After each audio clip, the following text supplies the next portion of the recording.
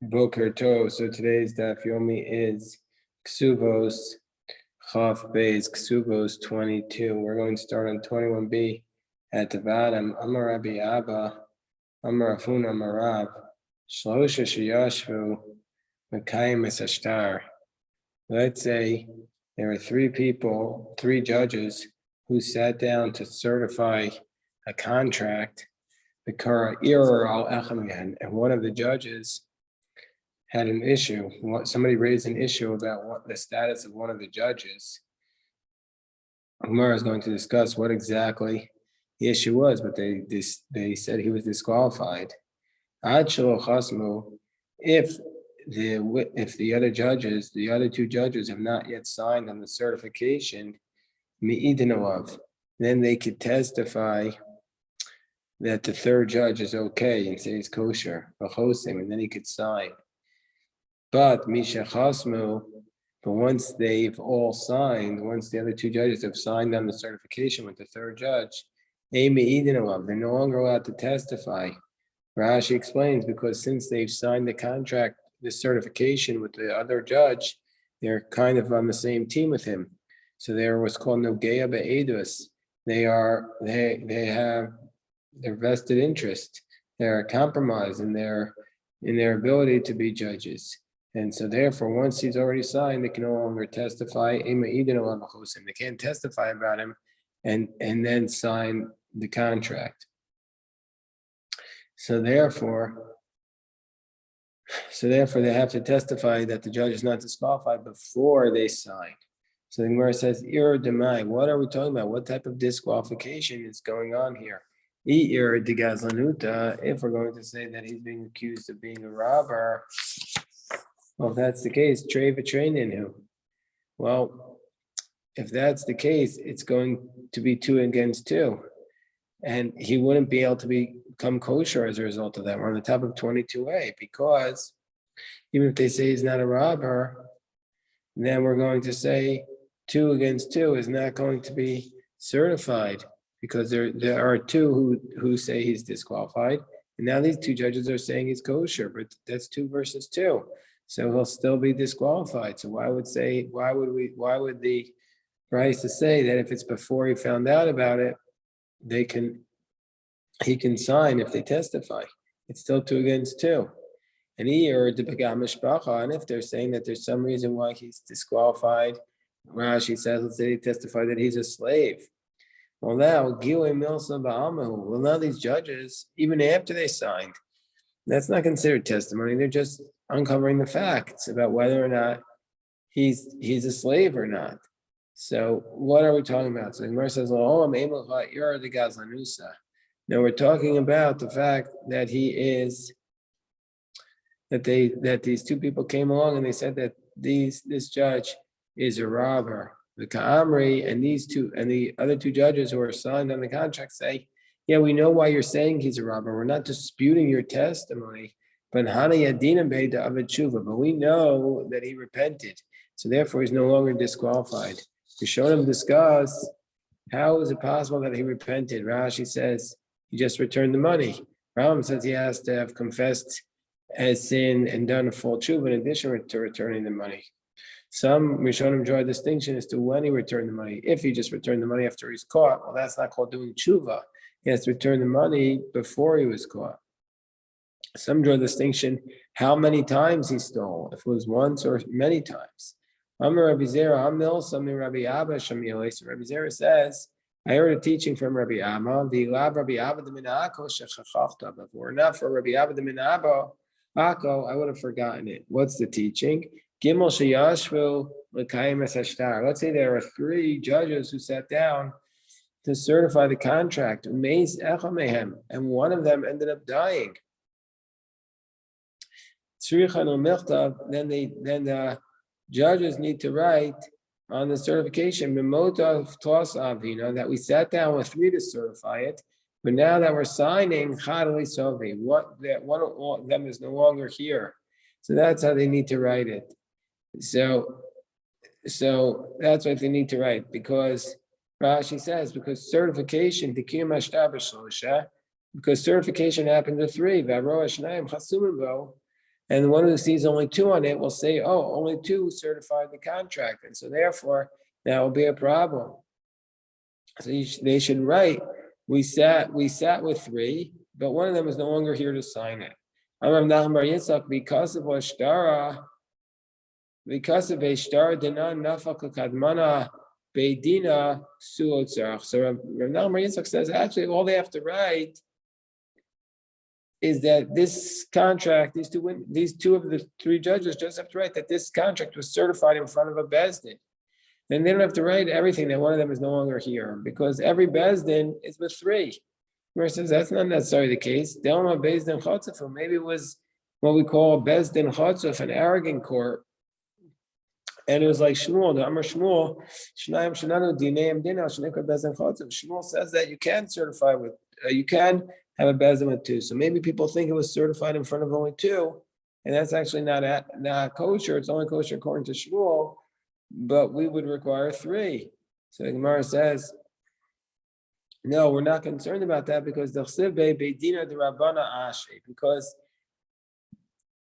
they wrote this was in the court of Rav Ashi, and as a general thing, he mentioned Rav Ashi because he was the Rosh Hashiva. Rashi says in Mata Machasya, in the time of Rav Nachman Bar Yitzchak, who was the rabbi of the city, and for sure they would have done this bezdin not with two; they would have done three. So the Gemara says, "V'doma Rabbanan de Rav Ashi the Shmuel's freeway." So maybe that bezdin of Rav Ashi passing like Shmuel.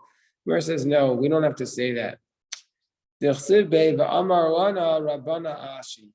it says in the contract, and Rav Ashi himself paskin that we could certify the contract. So for sure, Rav Ashi himself would only certify it if there were three making this judgment, like the Takan of the Chacham.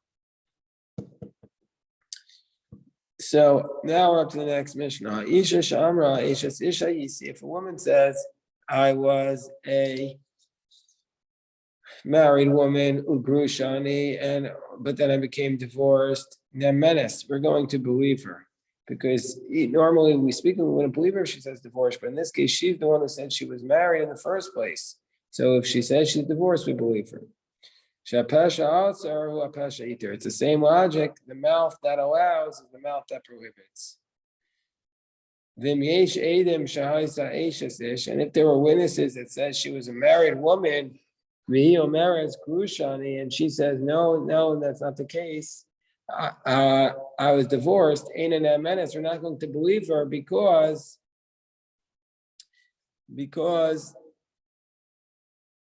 she's no longer the Pasha Asr. She's no longer the one who said she was married. These other witnesses who said she was married. Nishbeiti utahorani. Let's say she says I was captured, but I was not violated. The assumption is when a woman was captured, she was assaulted by the idolaters, and then if she was married to a Kohen, she wouldn't be allowed to return to him. So let's say she says I was assaulted, but I was never touched. Now, menace, we're going to believe her. Shapasha or Apasha Yiter. It's the same idea. She's the one who prohibits herself in the first place, so she's the one who allows it. Let's say there are witnesses that say she was captured, and she says, no, I am Tahora, menace. We're not going to believe her. Because there are other witnesses who say she was assaulted. Say she was captured. She's not the source for it. And if after she was married, witnesses came, then we're going to say that under those circumstances, she's not required to leave the marriage. So the Mishnah is going to discuss that. But first, the Gemara says, what's the source of this idea that the same woman, that the mouth that prohibits can also be the mouth that allows? Torah. Biblically speaking, what's the source? The idea that we believe her if she was the Pesha Asr in the first place. Gemara explains it comes from the verse about Motzi Shemra. If a man says, "As pisina sati la'isha," I gave my daughter to this man to be his wife, which the Gemara explains, la'ish asra, When he says the word la'ish, he prohibits her upon every other man. But then he says the word hazeh. When he says to this man, he tira. He allows her to all the other men. He allows her to this man. So the Gemara says, Lama we kara. Why do we need this verse? Svarahi, isn't it logical to assume who asrava, who sharila? He's the one who says she's prohibited, so he can allow her. So what's the verse? This verse is Bitina Tati Shazeh. That's only needed according to the position of Rav Huna. Because what does Rav Huna say? Because according to the position of Rav Huna, because according to the position of Rav Huna Marav, the Amar Rav Huna Marav,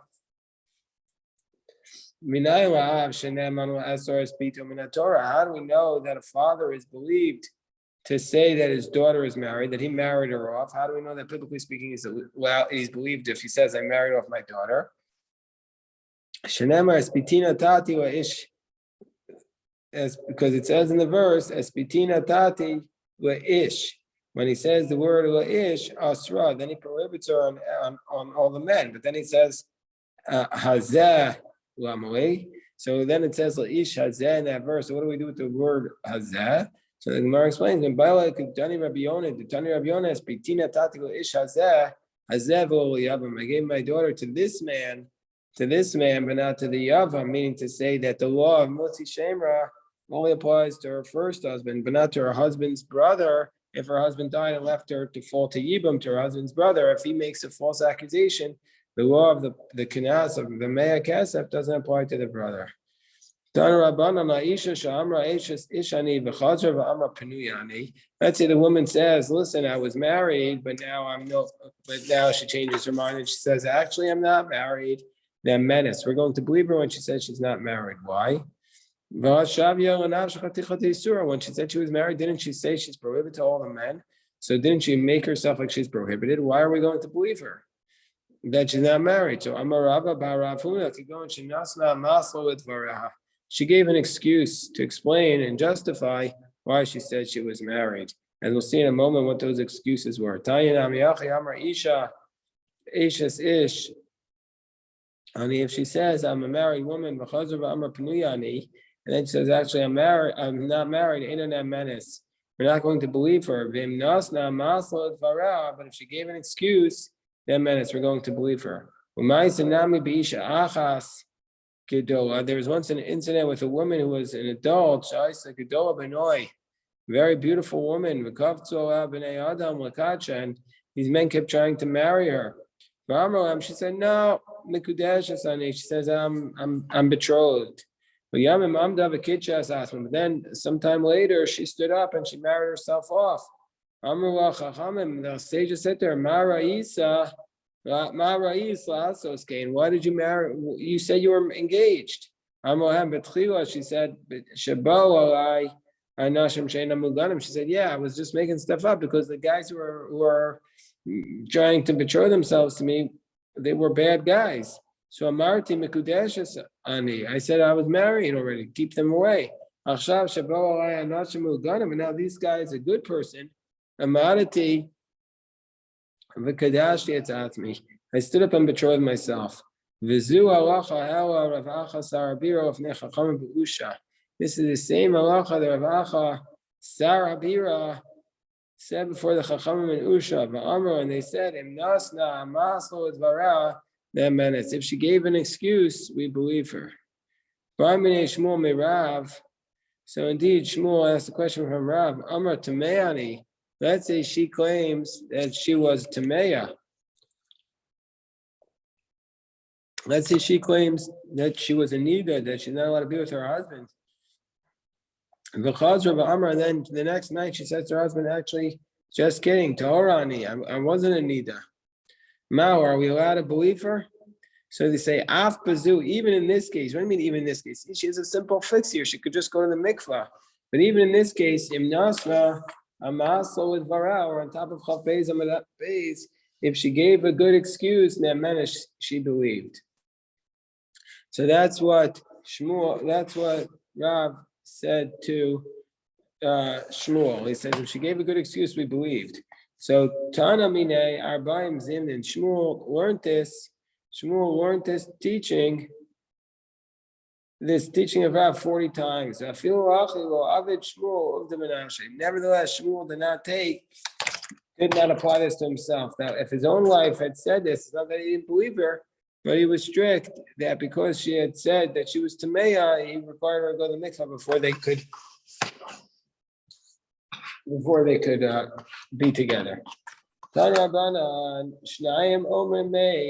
say two people come along. We're going back to Yevamos, back to the good old days of Yevamos. Let's say two people say Shnayim Omer Meis. Two people say actually that he died, that her husband died. Shnayim Omer Meis, and two people say no, her husband didn't die. Shnayim Omer. So two people say that she was divorced. Niskarsha, two people say she was divorced. Mishnayim Omer Mo Niskarsha, and two people say she wasn't divorced. Harezu Losina. Say, well, if you have these two contradictory witnesses, we'll see how many witnesses there are exactly. We would say these two witnesses contradicting each other. She's not allowed to get married. But if she did get married, then she's not required to leave the marriage.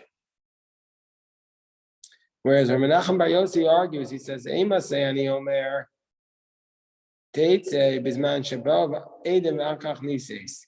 So Menachem Bar Yossi says, when do I say she has to leave the marriage? That's only a circumstance where the witnesses came and only then did she get married. But if she got married and then the witnesses came,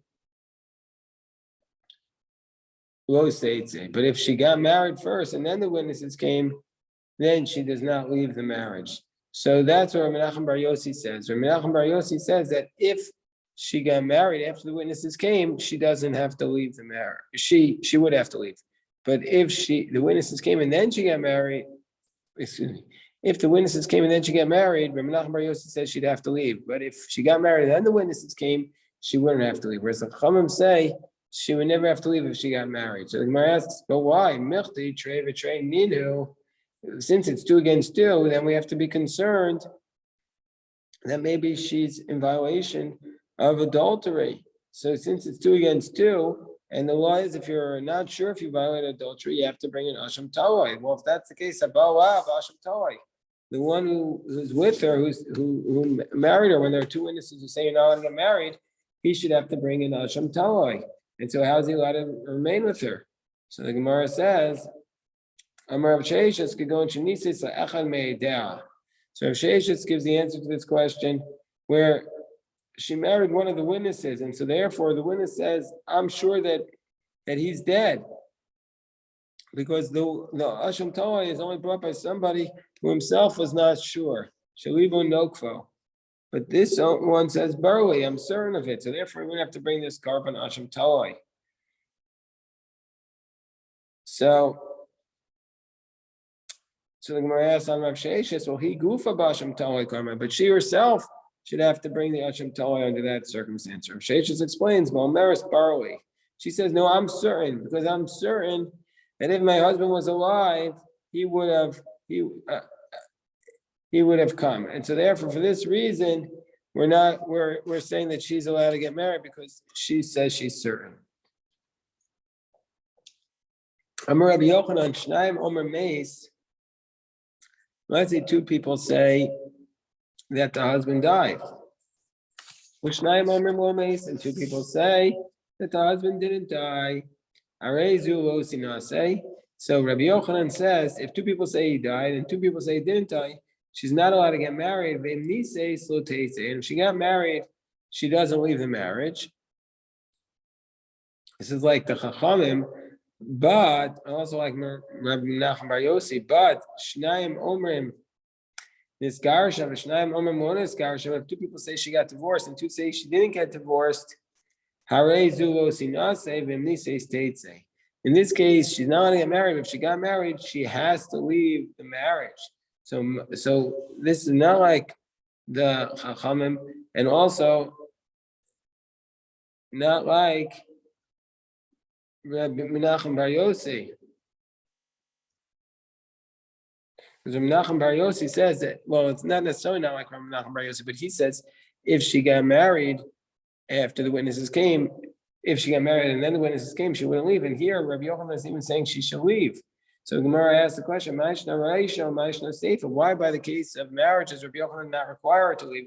Why there a case of divorce does he indeed require her to leave? So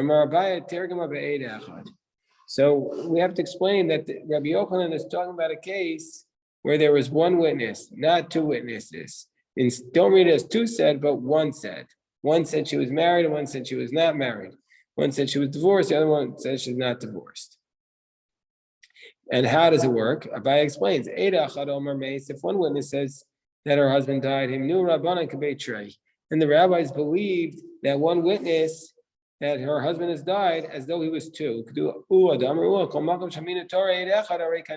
Torah believes one witness, it's the equivalent of two. And the reason why this other one says, now when the other one comes and says he didn't die, that's just one witness. There, the rabbis didn't believe him like two. We're not going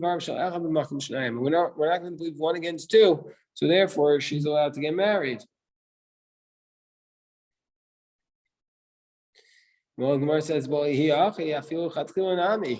that's the case, according to Abai's logic, according to Ua, then she should be even allowed to get married even l'chatchila. Why do we say why do we say only b'di'evet? So the Gemara explains, because Rabbi Yochanan says, but if it's really like this case that we believe the one as though it's two when they say he died, and she can even get married l'chatchila. So the Gemara says, yeah, maybe, but really here we have another principle. Mishum de Ravasi, the Amar Ravasi, Aser Mimcha, Ikshus Peh, Wazus Sfai Marchek Mimcha. Meaning you want to take yourself out of a doubt. Remove from yourself stubbornness of the mouth or stiff mouth, and from foreign lips, distance yourself. Meaning to say, technically speaking, she could really get married l'chatchila, but we don't want it because we don't want to encourage people speaking things and saying that maybe she got married prematurely. But then the Gemara says, well, back to Abai's explanation, Seifa eid echad omer niskarsha ve'eid echad omer lo niskarsha. Well, let's look at the next statement Rabbi Yochanan made. If one witness would say she's divorced and one witness would say she's not divorced, well, there, travayu be'eshes ish kamasadi. Well, they're both testifying about a married woman. And now in this case, we don't have the statement that if one person says she's dead, we believe him like that. One person like two, because here they're always stating she's divorced. And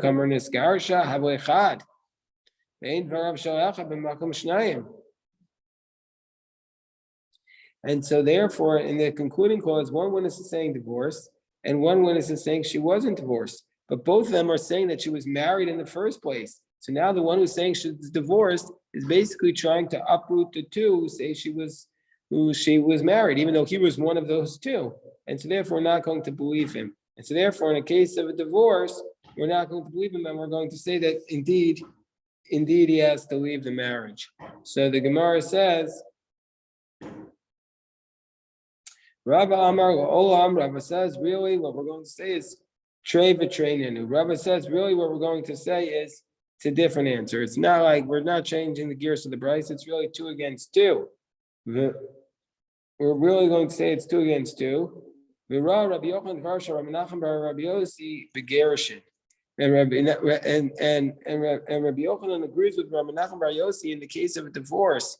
That he's saying in the case of divorce, if she got married before the second set of witnesses came, she'd have to leave the marriage. Excuse me, if she got married after the second set of witnesses came, in the case of divorce, she'd have to leave, and that's where Rabbi Yochanan agrees with Rabbi Menachem bar Yossi.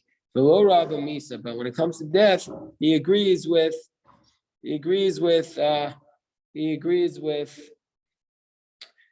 Rabbanan who say that if she gets married, she doesn't have to leave. My time of Misa. Why in the case of death does he not agree with her? Because when it comes to death,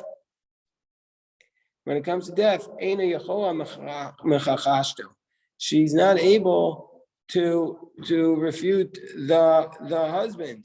If her husband will come back and say, look, well, he says, I'm here. She can't say, well, no, you died. But in the case of divorce, but if in case of a divorce, if the husband comes back, she could even say, you divorced me.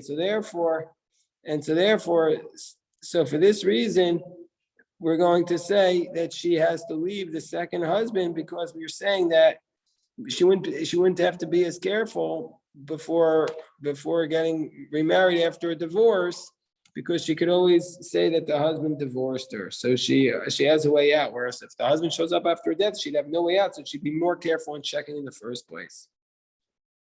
Mara says, would she even be so arrogant as to say that her husband divorced her when he didn't? But then Rav Hamnuna says, if a woman says that her husband divorced me, we believe her. Why? We know no woman is going to be so arrogant as to say her husband divorced her when he actually didn't do it. Gemara says, yeah, when do we believe her?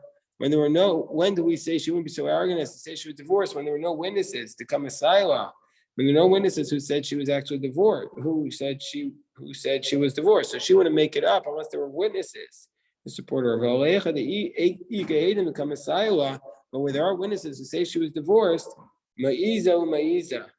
Then we're going to say she would be arrogant so much as to refute it. Ravasi Amar could go into Ami Edim Achshav Meis. Ravasi gives a third answer. Ravasi says, so we've seen Abaye and we saw the answer of Rava, and now we're going to see the third answer. The third answer is Ravasi.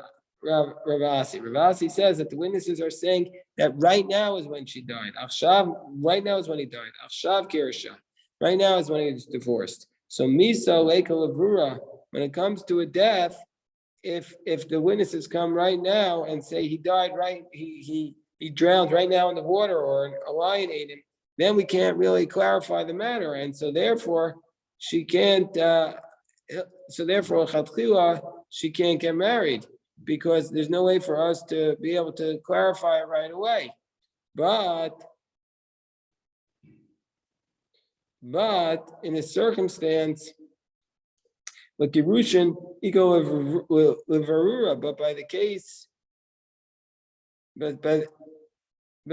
of divorce, when the two witnesses come and say they were divorced now, and two witnesses are contradicting them and say that they weren't divorced, ego levarura, then we could really clarify the matter. We could say to her, if really you're correct that your husband divorced you, show us your divorce. And so therefore she wouldn't be able to claim she lost the get, because it happened just now, and a woman doesn't lose her get right away. So therefore, even if she gets married, she should leave, because it's not logical to say that her husband divorced her and she lost the get. Or in the case of the death, it will be a circumstance, you can't make the claim. She wouldn't be able to make the claim if her husband died or not, unless he had really died, because she just died right now. Okay, so let us stop right now. I just want to say before people leave, I just want to say